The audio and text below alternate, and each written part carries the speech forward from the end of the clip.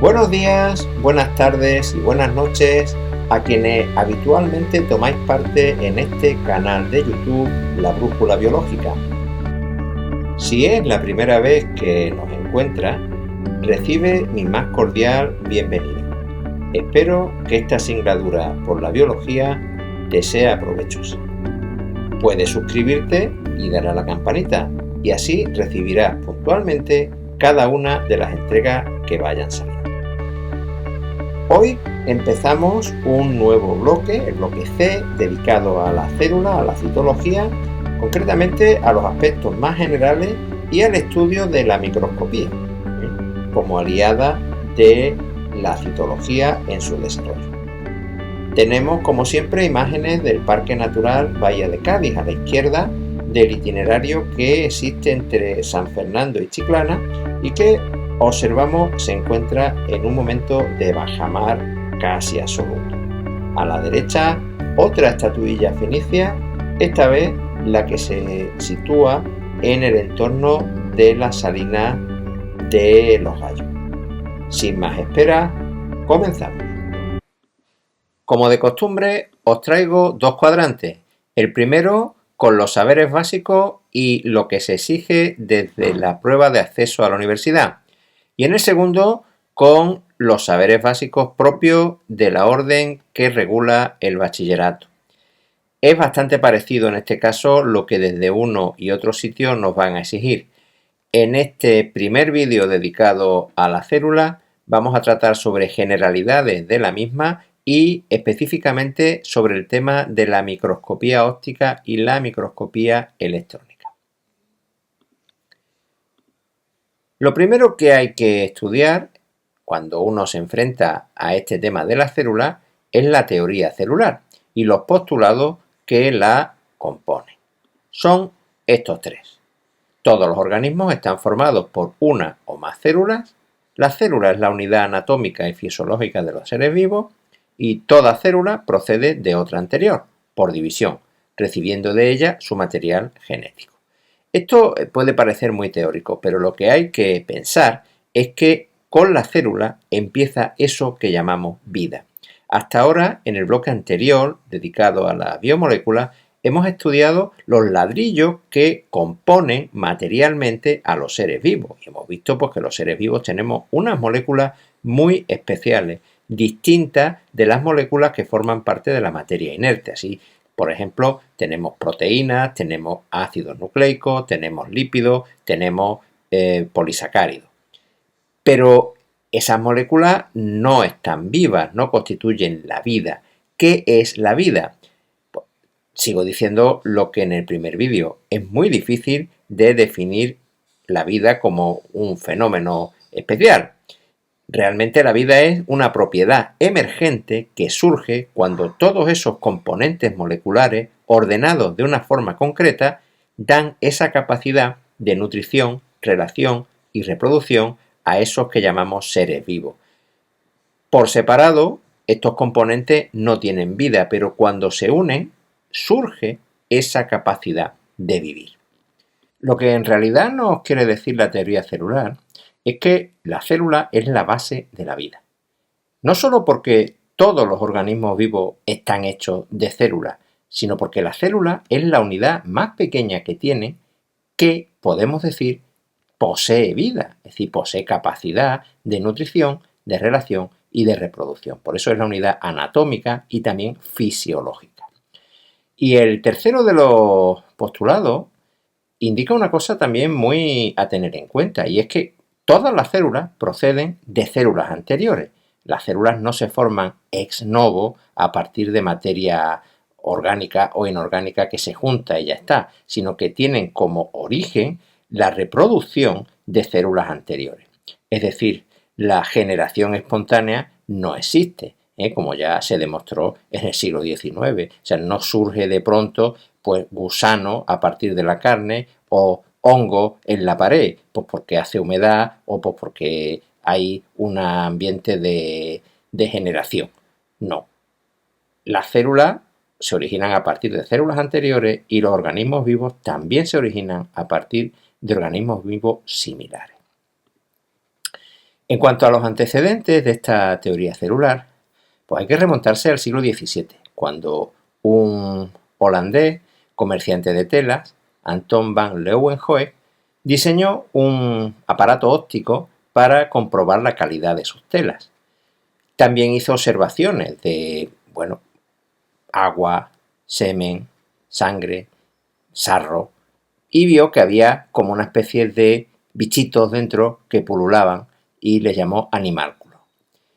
Fue después Robert Hooke, el que ya era más científico, podemos decir, el que le otorgó el nombre de célula a unas estructuras que encontró en una lámina de corcho. Lo recordó a la forma que tienen los panales de abeja y le llamó celdillas. Entonces de ahí viene la palabra célula. Después ya en el siglo XIX, Schwann, Schleiden y Virchow establecieron los postulados de esta teoría celular que acabamos de ver, no sin trabajo y no sin discusión. Hasta que a principios del siglo XX, nuestro premio Nobel Santiago Ramón y Cajal le dio validez universal a esta teoría porque incluyó en ella el tejido nervioso, que hasta entonces se consideraba diferente del resto de los tejidos. Se consideraban que eran unas fibras y que no había células. Y él dio con la atención adecuada para determinar que en el tejido nervioso había unas células que se llamaban neuronas y que eran independientes y que tenían las mismas características que podían tener otros tejidos, aparte de las propias y específicas que tiene el tejido nervioso. Creo que Santiago Ramón y Cajal, aparte de ser uno de nuestros 2 premios Nobel de medicina, posee una historia apasionante que os recomiendo que podáis ver o podáis leer en los libros o incluso en algunas series de televisión que hay por ahí. Bien, vayamos ya a los tipos de organización celular que tenemos. Hay 2 tipos, la célula procariota y la célula eucariota. Vamos a esbozar un poquito las características de la primera y después le dedicaremos varios vídeos a la segunda. En la célula procariota hay que distinguir varias cosas. Lo primero, que es la primera célula que surge en la historia de la vida. Es decir, la célula eucariota es una evolución de la célula procariota por una teoría endosimbiótica que estableció Lynn Margulis en el siglo XX. Entonces hay que saber que durante miles de millones de años la única célula que ha existido en la Tierra ha sido la célula procariota. Y ahí sigue. Bien, su tamaño es más pequeño que el de la eucariota, entre 1 y 10 micras. Tiene formas diversas, de coco, cuando son esféricos, bacilos, cuando son como bastones, vibrios, que tienen forma de coma, espirilo, que tienen una forma espiral. Su característica diferenciadora con respecto a la célula eucariota es que no tiene núcleo verdadero, o sea, no es el material genético, que se llama nucleoide, está enrollado, es una molécula circular de ADN, está enrollado, pero no tiene una membrana nuclear que lo separe del resto del citoplasma, sino que está ahí metido en esa estructura. Puede tener además la célula procariota otras moléculas más pequeñas de ADN que se llaman plásmidos y que tienen mucha importancia en su supervivencia. Después sí que es verdad que tiene una membrana citoplasmática similar a la de la célula eucariota y por fuera de ella tiene una pared celular característica con una composición glucosídica distinta de la de los vegetales o de la de los hongos. Aparte, muchas de estas células tienen otra envoltura más externa todavía que se llama cápsula. Bien, en el citoplasma no hay estructuras membranosas, es decir, no hay aparatos de Golgi, ni retículos endoplasmáticos, ni mitocondrias, ni nada de eso. Entonces, su interior no está compartimentado. Los ribosomas que posee son algo más pequeños que los de la célula eucariota, son 70S y están dispersos por el citoplasma. Y después, como elementos externos que salen de la membrana, pues tenemos los flagelos, que son distintos de la célula eucariota, que sirven para moverse. También tenemos las fimbrias, que suelen ser más numerosas y que tienen que ver con la adherencia de la célula al medio en el que se encuentra. y los pelos sexuales o pili, que están huecos por dentro y tienen como función el intercambio de segmentos de ADN, de estos plásmidos que acabamos de decir, especialmente. Y después también saber que dentro del grupo de las células procariotas, pues tenemos una división en dos subgrupos, las arqueobacterias, que son muy escasas y son de carácter extremófilo, es decir, viven en medios muy extremos, ya sea de pH o de temperatura, y las eubacterias, que son la mayoría, que, bueno, pues se dividen en infinidad de grupos. En relación al tipo de organización eucariota, hay que saber lo siguiente. Lo primero es que la eucariota es una célula mucho más compleja, tanto desde el punto de vista estructural como desde el punto de vista funcional. Es decir, su estructura es mucho más desarrollada y funcionalmente tiene muchas más capacidades. Las dos consiguen al final lo mismo, que es estar viva, pero la célula eucariota tiene una organización mucho más difícil, mucho más compleja. El tamaño también es mayor, entre 10 y 100 micras. Es decir, esto hace que tenga un radio aproximadamente 10 veces mayor que la procariota, y eso elevado al cubo en el volumen pues nos da una diferencia de volumen del orden de 1000. Por lo tanto, es bastante más grande una célula eucariota que una célula procariota. Presentan una amplia diversidad morfológica, vamos a ver gran cantidad de formas, lo veremos ahora en otro apartado de este vídeo. Tienen un núcleo verdadero porque ya sí que tienen una membrana nuclear que lo aísla, lo separa claramente del citoplasma. Después el ADN no es una sola molécula circular, sino que son varias moléculas, además de forma lineal. Aquí no tenemos ADN circular ya, sino que es lineal. Y estas moléculas van a formar pues, la cromatina, y llegado el caso, cuando la célula va a entrar en reproducción, se forman los cromosomas. Después tiene su membrana citoplasmática y en el caso de vegetales y hongos, pues va a tener una pared celular. En los vegetales va a estar hecha de celulosa y en los hongos pues va a estar hecha de quitina.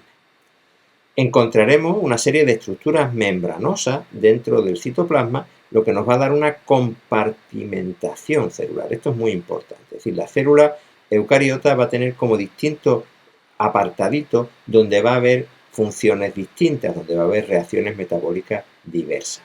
Ahí encontramos, por ejemplo, el retículo endoplasmático, tanto el liso como el rugoso, el aparato de Golgi, los lisosomas, los peroxisomas, los cloroplastos y las vacuolas.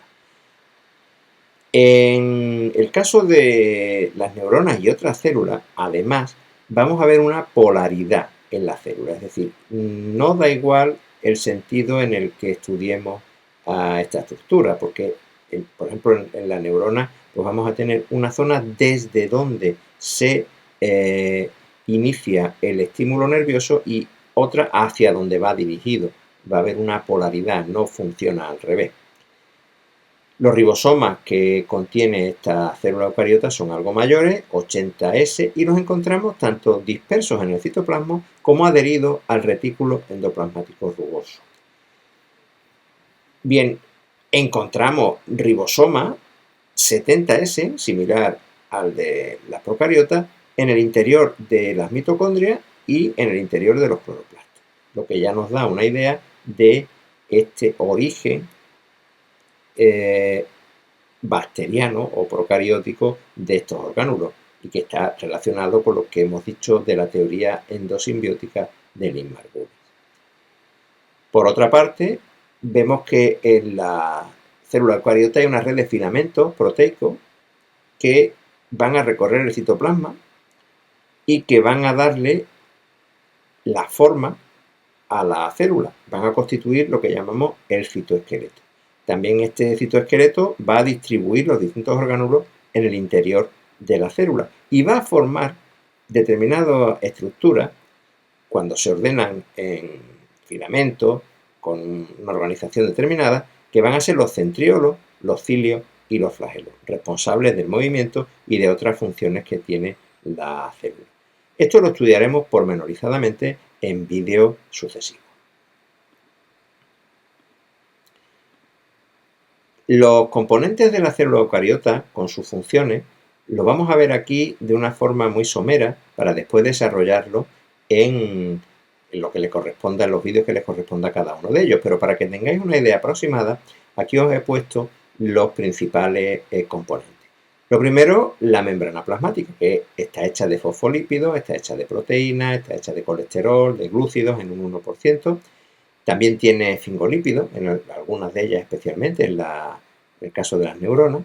Y su función es aislar, limitar y relacionar a la célula con el medio extracelular. Esto es muy importante porque es la parte que tiene la célula de contacto con su medio o con otras células con las que pueda estar unida, por ejemplo en el caso del tejido epitelial. Esta membrana aísla hacia adentro un espacio que va a ser líquido. Ese líquido, esa solución líquida que tiene proteínas, que tiene aminoácidos, que tiene monosacáridos, que tiene sales, se llama hialoplasma o también citosol. Y sobre esta sustancia líquida van a flotar los orgánulos celulares que estamos describiendo.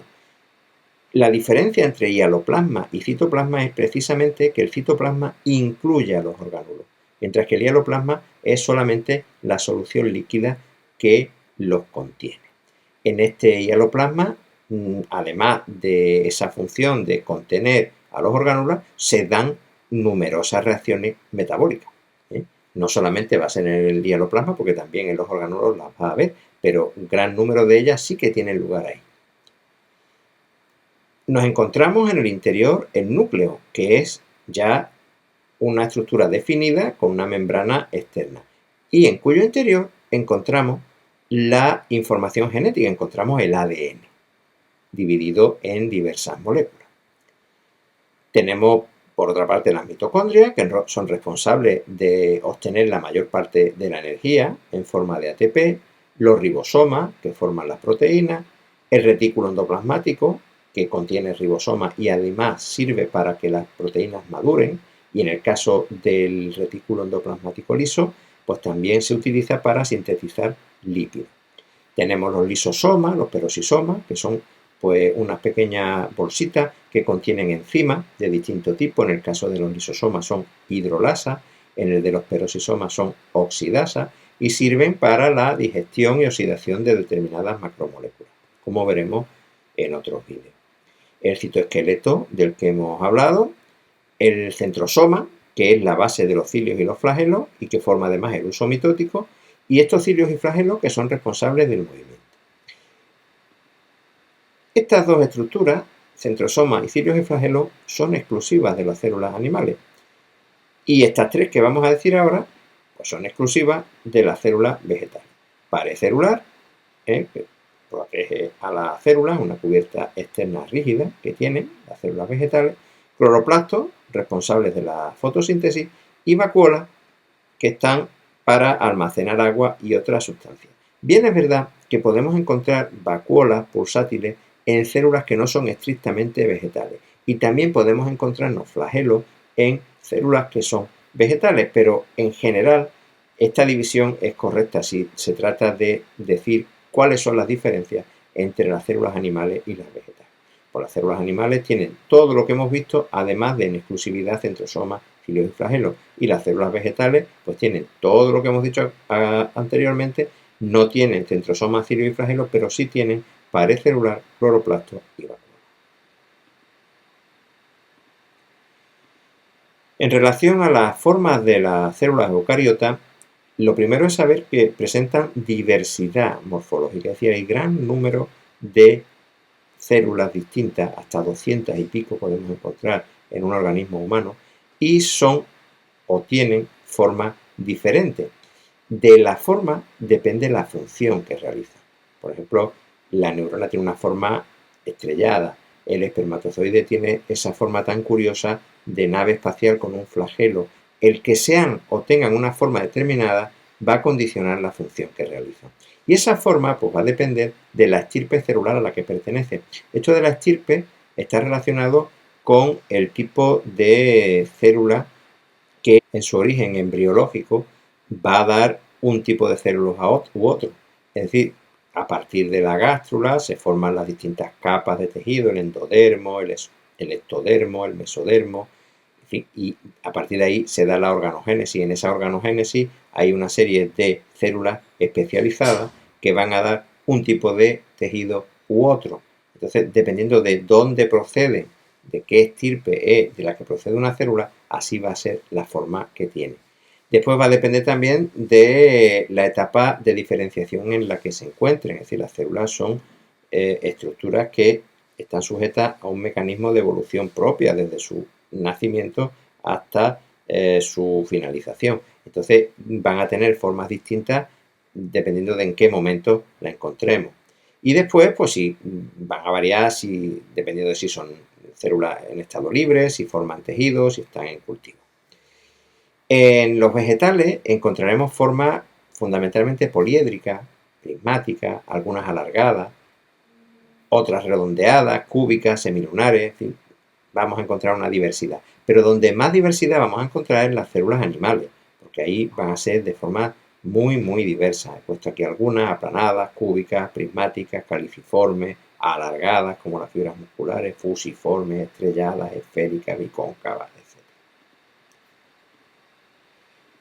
En relación al tamaño, lo primero que hay que saber es que son microscópicas, es decir, las células no se ven a simple vista y hay que verlas con un microscopio. Consideramos el tamaño de la célula el tamaño de su cuerpo celular, de lo que llamamos el soma. No incluimos las prolongaciones. Por ejemplo, en una neurona no incluimos el axón. El axón puede ser muchísimas veces más grande que el cuerpo celular y puede tener varios centímetros de longitud. Entonces no consideramos solamente el soma. Es importante esto de la ley de Dries porque, por ejemplo, cuando observamos la diferencia de tamaño que hay entre distintos organismos, no sé, entre una hormiga y un elefante, por ejemplo, pues podemos pensar que las células del elefante son más grandes que las células de la hormiga. Y no es verdad. Los tamaños son similares. Además, células homólogas, por ejemplo, si pensamos neuronas de uno y neuronas de otro, pues tienen un tamaño muy parecido. La diferencia va a estar en el número de células que contiene. Esto es lo que hemos dicho de la ley de Dries. Para que tengáis una referencia de estos tamaños, lo primero es saber que el tamaño de la célula eucariota es entre 10 y 100 micras. Pero saber lo que es una micra, que es aproximadamente 10 a la menos 6 metros. Sería lo mismo 0,001 milímetros. La rayita pequeña que tiene una regla, pues dividimos eso en 1000 partes y esa pequeña parte sería la micra. Y después hay una más pequeña aún, que es el nanómetro, que equivale a 10 a la menos 9 metros. O el ástron, que es 10 a la menos 10 metros. Un nanómetro es 0,001 micra. Después, ¿qué podemos ver o qué podemos tener como referencia? Pues el ojo humano aprecia 0,1 milímetros, como mucho. Y como mucho puede distinguir en el entorno de las 100 micras. El microscopio óptico ya va hasta 0,001 milímetros, es decir, una micra, y el electrónico aprecia hasta un nanómetro, es decir, hasta 0,001 micra. En la segunda parte de este vídeo vamos a estudiar a fondo la microscopía como la ciencia que ha contribuido de una manera definitiva al desarrollo de la citología y de la histología. Tenemos varios tipos de microscopios que podemos encuadrar en dos grandes grupos: los microscopios ópticos y los microscopios electrónicos. Los primeros van a funcionar con luz, los segundos van a funcionar con electrones. En el caso del microscopio óptico vamos a tener a su vez el microscopio óptico estereoscópico, lo que normalmente conocemos como lupa, que ven la superficie de objetos aumentada, y el que conocemos de toda la vida como microscopio óptico, el microscopio óptico compuesto. Este que tiene también una combinación de lentes, pero va a ver a través de una muestra las estructuras internas que tiene.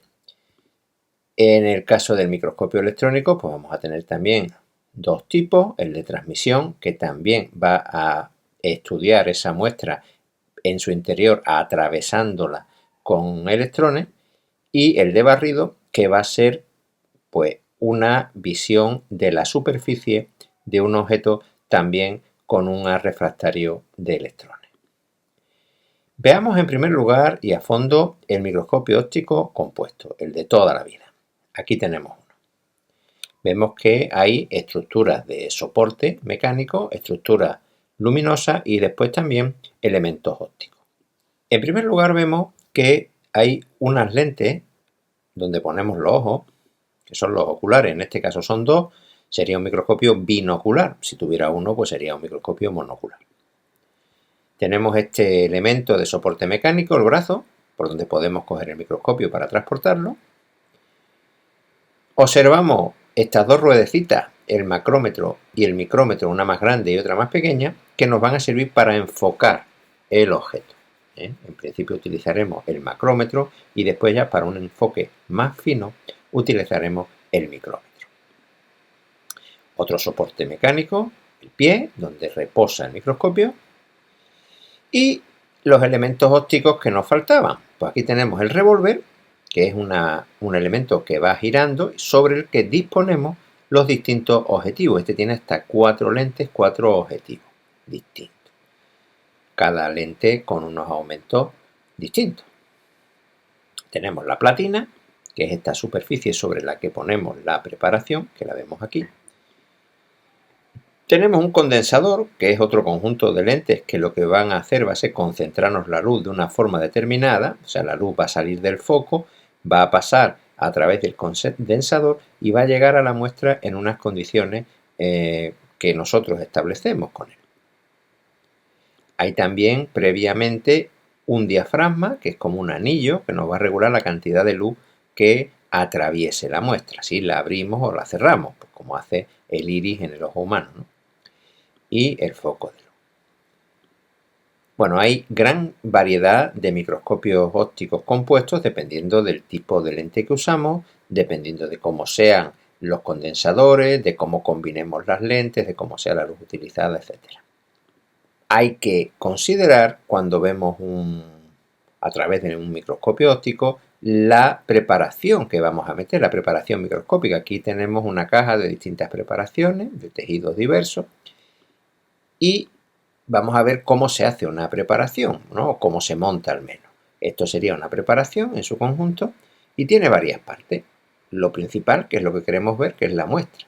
Claro, la muestra debe ser un corte de un órgano, riñón, hígado, cerebelo, labio, lo que queramos ver, pero que sea suficientemente delgada para que la luz la pueda atravesar. Si es muy gorda, pues se volverá un objeto opaco que la luz no podrá atravesar y no podremos ver nada a través de ella. Entonces la muestra hay que obtenerla con un aparato que se llama microtomo, con el cual se seccionan estructuras muy delgadas.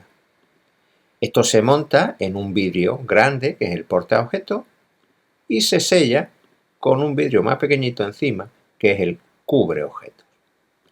Para que la muestra contraste suficientemente a la vista, hay que teñirla. La mayor parte de las veces el color que vemos no es un color real, sino que está teñido con hematoxilina, eosina, verdejano, diferentes colorantes. Esta coloración es distinta según los tejidos que queremos ver y a veces son combinaciones muy precisas.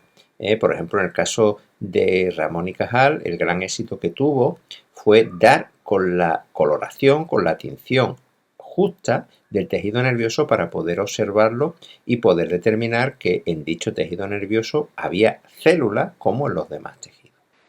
En relación a la microscopía electrónica, hay que saber que se utilizan los electrones y no la luz como fuente de radiación, lo que implica una menor longitud de onda y, por tanto, un mayor poder de resolución. Estos electrones los vamos a poner a viajar a través de un tubo hueco bastante largo y con la participación de unas lentes que son unos electroimanes que van a posibilitar que estos electrones se vayan distribuyendo como nosotros queremos. La diferencia de los dos tipos de microscopio electrónico va a radicar en si este haz de electrones atraviesa la muestra o simplemente nos da un haz secundario de electrones de la superficie. En el primer caso tenemos el microscopio electrónico de transmisión, el MET. Aquí la muestra debe ser atravesada, por lo tanto tenemos que obtener muestras de una delgadez muy importante, porque si no va a ser imposible que los electrones puedan atravesarla. Y tenemos cortes de hasta 500 nanómetros de espesor, obtenidos con un aparato que se llama ultramicrodón. La imagen que se obtiene es plana, es en 2 dimensiones y puede estar hasta 500.000 veces aumentada. El tamaño mínimo observable puede ser de hasta 1 nanómetro, lo cual es bastante. Poder observar 2 puntos separados por 1 nanómetro como puntos distintos. Las diferentes estructuras de la muestra van a darnos diferente dispersión de las electrones, lo que se va a reflejar en la película fotográfica que obtenemos al final.